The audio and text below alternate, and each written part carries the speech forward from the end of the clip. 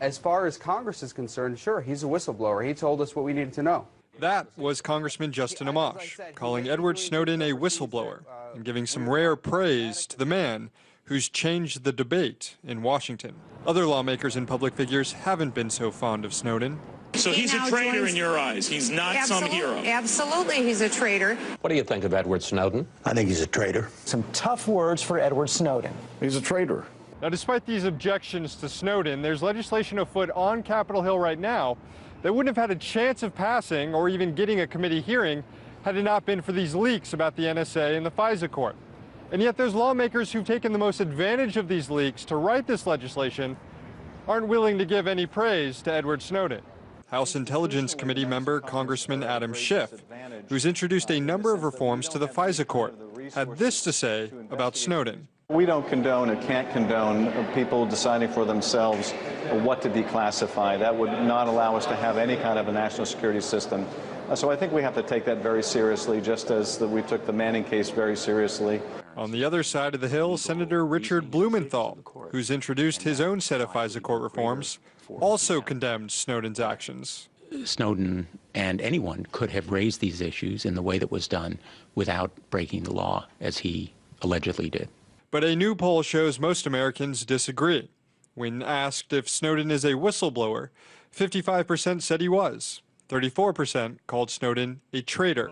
Meanwhile, other lawmakers have taken a more nuanced approach to Edward Snowden. Congressman Rush Holt, who's used Snowden's leaks to introduce the Surveillance State Repeal Act, repealing both the Patriot Act and the FISA Amendments Act, believes Snowden only broke the law in so much as the law is insufficient to protect whistleblowers in our intelligence agencies. Clearly, he broke the law as it is. Part of what my legislation does is change the whistleblower protection so that people who work in the intelligence community have whistleblower protection just like employees in other parts of the federal government.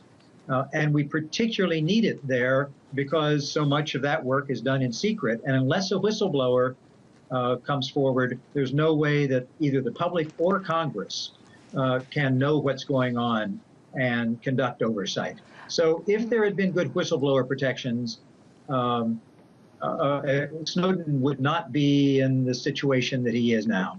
And Congressman Keith Ellison, who supported the Amash Amendment and plans to work with the Progressive Caucus to reform NSA surveillance, had this to say about Snowden. I think when you engage in what you believe is a act of nonviolent civil disobedience, then consequences are going to flow. But I believe there are people who are willing to take those consequences for the greater good. I think that Martin Luther King never said, "Don't arrest me," So I think that Mr. Snowden should get some good lawyers and should argue that, that he had some legal justification for this. So for the most part, Congress doesn't want to give Edward Snowden any credit. But as long as they're listening to his message and acting on his message by writing legislation, then it doesn't much matter what Congress thinks of the messenger. Because ultimately, both Edward Snowden and some of these lawmakers probably agree on one larger point, that this was never about Edward Snowden. In Washington, Sam Sacks, RT.